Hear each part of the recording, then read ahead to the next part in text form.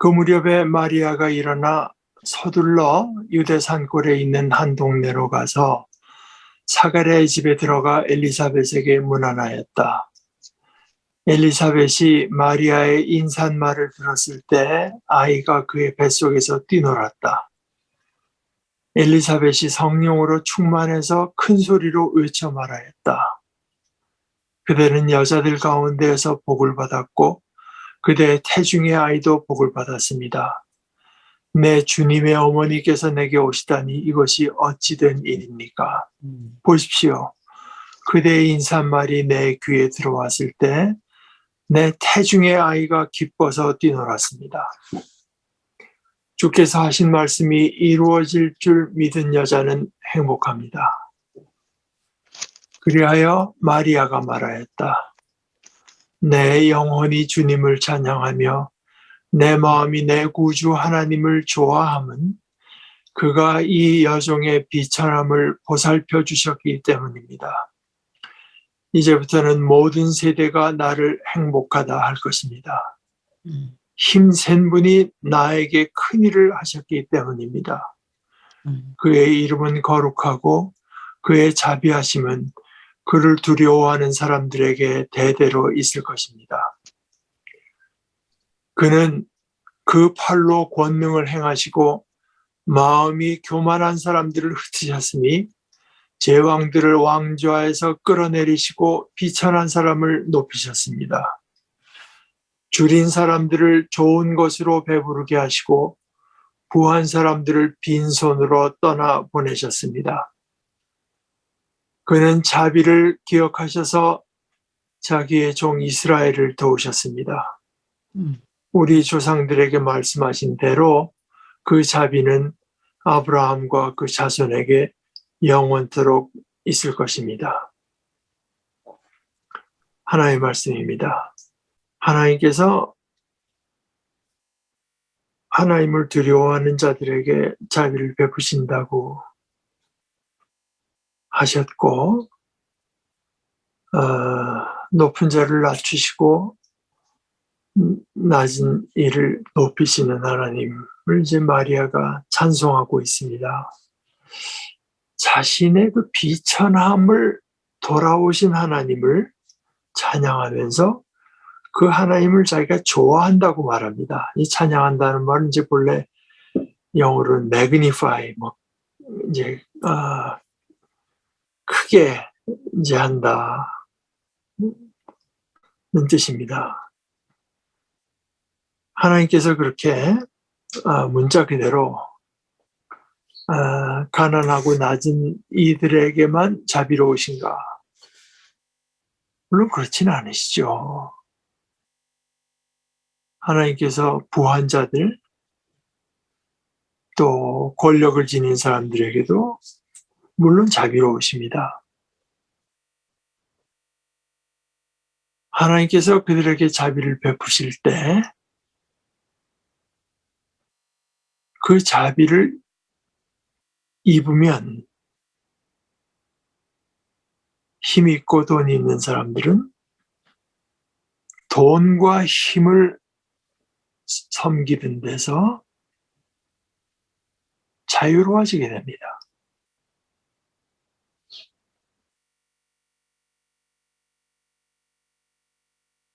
돈과 힘이 있는 사람 누구나 다 하나님의 자비를 힘입는 것은 아니고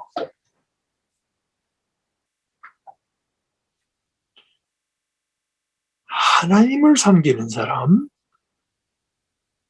하나님을 두려워하는 사람은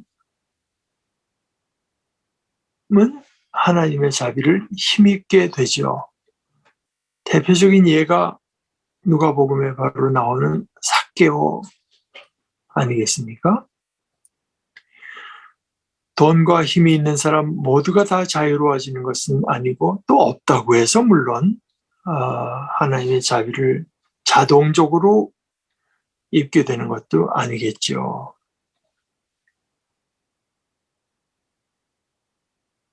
없는 사람도 그렇게 되겠지만 특별히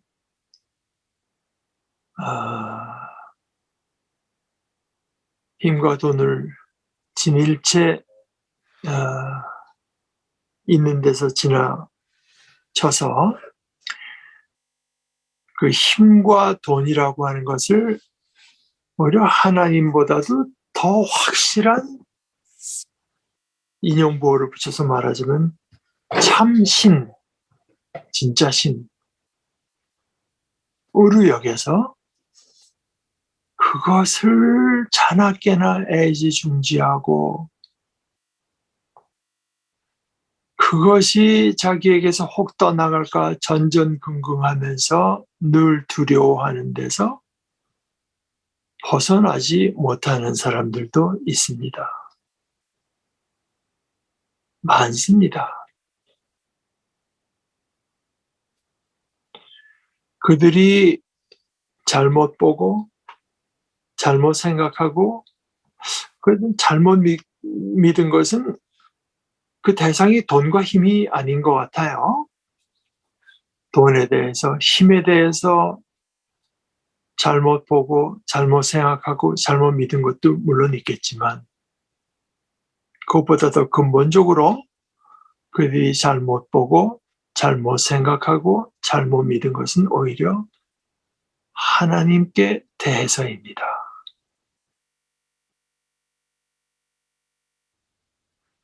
하나님께 대해서 참그 하나님께 대한 것에 어울리는 두려움, 경외심이 없는 것. 그것이 문제입니다.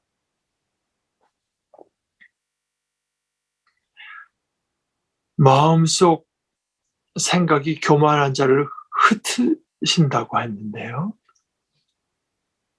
또 높은 지위인 통치자들을 말을 하고 부유한 자들을 말합니다.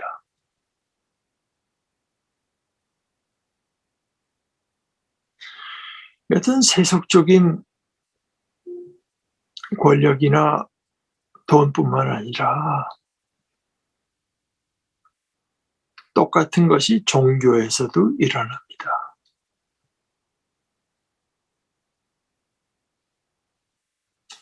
하나님을 섬긴다고 하지만 실제로 그 마음속에 있는 생각은 내게는 힘이 있고 그래 돈이 있으니까 하면서 심지어 그 하나님조차 자신들의 종교적 만족 또는 만족감을 얻는 수단으로 여기는 이들이 있습니다. 마음속에 그 생각이 잔뜩 교만한다고 하는 것은 하나님 없어도 우리가 우리 일을 충분히 이루고 우리 목적을 달성할 수 있다. 이런 이들이 우리끼리 뭉쳐서 자신들의 왕국을 이루려는 그 자신들의 꿈과는 정반대로 오히려 여기저기 서로 간에 생각이 다르고 욕심이 다르고 그래서 여기저기 뿔뿔이 흩어지는 처지가 되고 누가 어떻게 할 수 없을 것 같던 통치자들이 결국은 그 권세의 자리에서 끌어내려지고 부유한 자들, 저 재산이 몇 대를 가도 끄떡없을 것 같던 부유한 자들이 빈손으로 내쳐진 것을 여러 번 보고서도 도저히 그렇게 될 수 없었던 같은 일들을 이루시는 하나님을 두려워하기를 배우기보다 그 마음이 갈구하는 어떤 위로와 안심이라고 하는 것을 아까도 말씀드렸다시피 그래도 나한테는 또는 우리들에게는 돈도 이만큼 있고 힘이 이만큼 있으니 할 수 있는 데서 구하는 사람들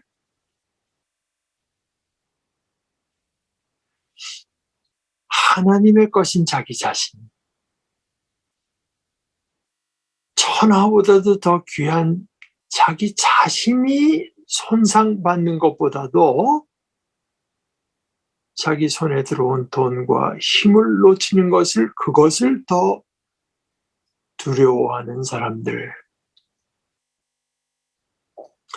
이 마리아의 찬양에서는 당신의 종 이스라엘, 그래서 이 하나님의 진정한 종을 바로 이런 사람들과 대조하고 있습니다. 하나님께서는 그렇게 해서 마음의 생각이 잔뜩 교만한 사람을 흩으시고 힘 있는 자들을 권좌에서 끌어내리시고 부유한 자들을 빈손으로, 그러나 궁핍한 자들을 먹이시고 비천한 자들을 높이신다. 는 이 진리, 이 생각, 이것은 새로운 것은 아닙니다. 구약 성경에 누누이 말하고 있는 내용입니다. 그런데 이제 새로워진 것은 뭐냐? 참으로 그것이 전반의 모든 것에 있어서 이루어지게 되었다 하는 것입니다.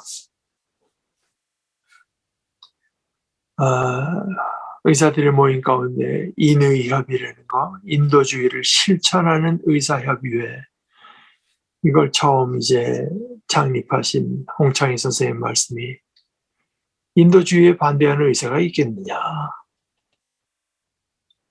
다만 인도주의를 실천하는 의사와 실천하지 않는 의사가 있을 따릅니다.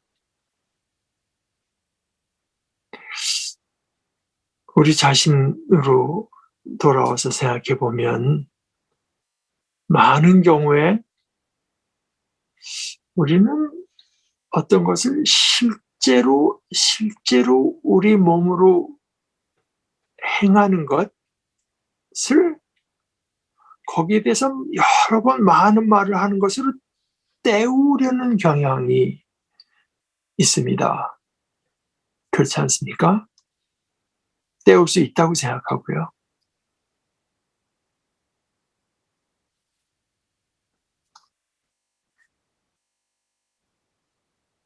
하나님께서는 높은 자, 권세 있는 자, 부유한 자를 낮추시고 낮은 자, 가난한 자를 높이신다. 이것을 마리아는 기쁜 소식으로 받아들였죠. 힘센 분이 나에게 큰 일을 하셨습니다 하면서 내가 이 하나님을 찬양하고 좋아합니다 했습니다.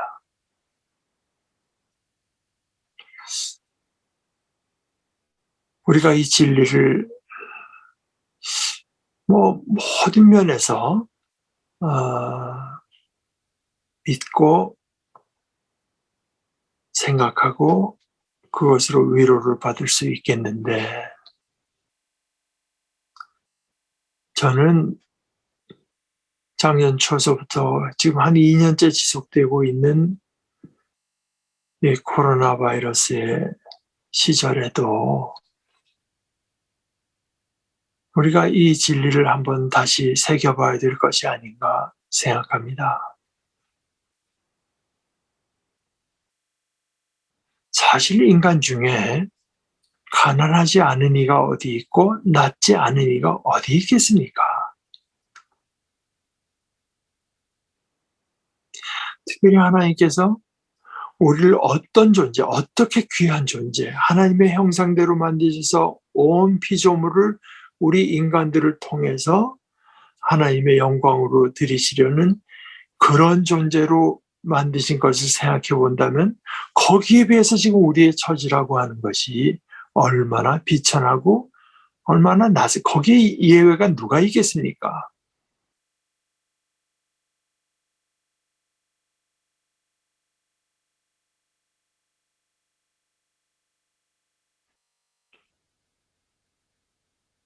그러므로 우리는 하나님 앞에서 자신을 낮추게 되죠. 하나님 앞에 설 때 자신이 비천하고 가난한 것을 보게 되죠. 그런 자가 복된 자들이라고 하는 그런 고백 아니겠습니까?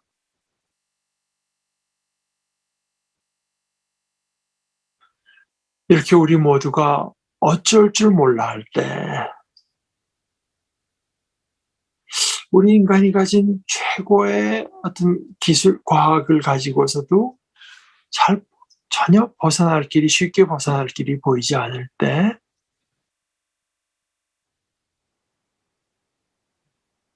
하나님께서는 그때 우리에게 큰 일을 하시는 것 아니겠습니까?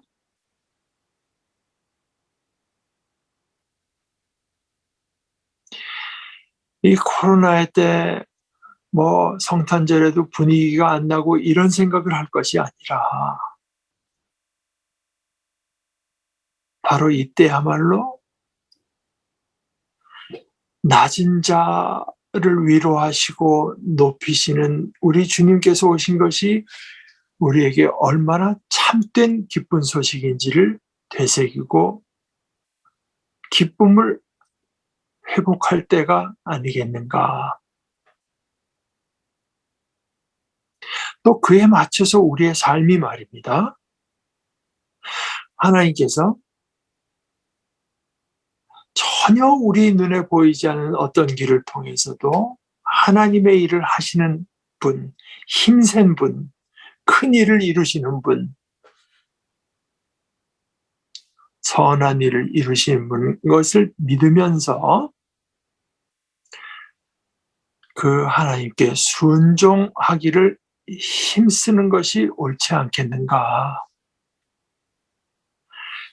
우리가 가진 과학 기술이 가난하고 서로서로를 그 조금 더 좋은 길로 끌어들일 어떤 설득력이나 지식이 부족하면 부족한 대로, 그러니까 우리 인간이 가난하면 가난한 대로 우리가 남의 고통, 서로의 고통, 우리가 당하는 고통을 줄이기 위해서 애쓰면서, 그러면서 반드시 그런 중에 베풀어 주실 하나님의 자비를 믿고 구해야 되지 않겠는가.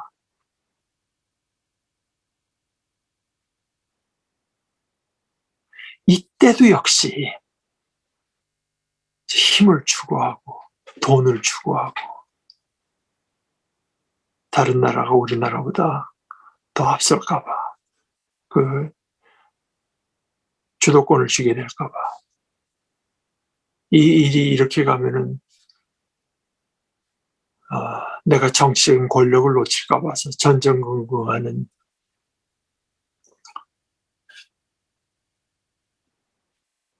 그런 모습이 아니라 하나님을 믿고 하나님의 자비를 구하는 것이 마땅하지 않은가.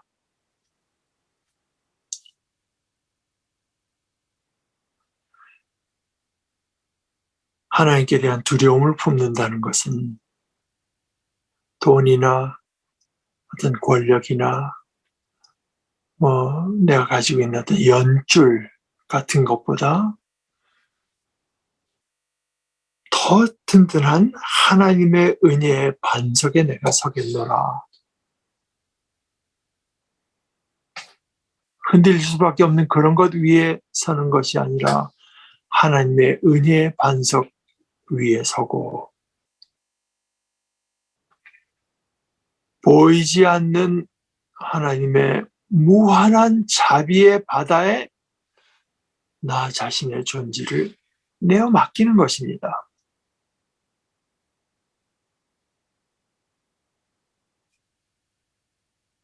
하나님 그 큰 일을 남자를 알지 못하는 마리아를 통해서 이루셨습니다. 마리아의 에게처럼 불가능한 일을 이루시는 하나님을 우리가 의지하고, 그 다음으로는 또 그 마리아 자신처럼 무엇이 나에게 또 우리에게 가장 선하고 좋은 것인지를 아시는 유일한 분, 그 자비로우신 하나님께 순종하는 것이 하나님을 두려워하는 것입니다.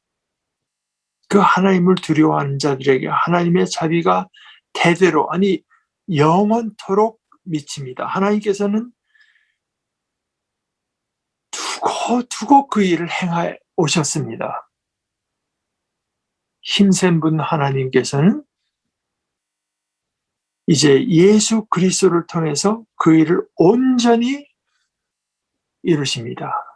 그래서 우리는 이 오시는 아기 예수의 이름을 이렇게도 부를 수 있겠습니다. 아기의 이름을 하나님의 자비, 하나님의 자비.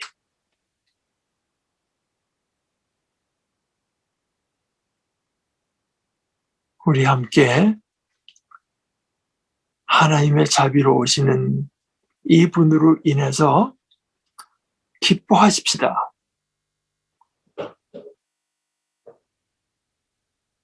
그것이 우리가 받고 지금 우리가 나누는 기쁘고 복된 소식입니다. 우리 함께 기도하십시다.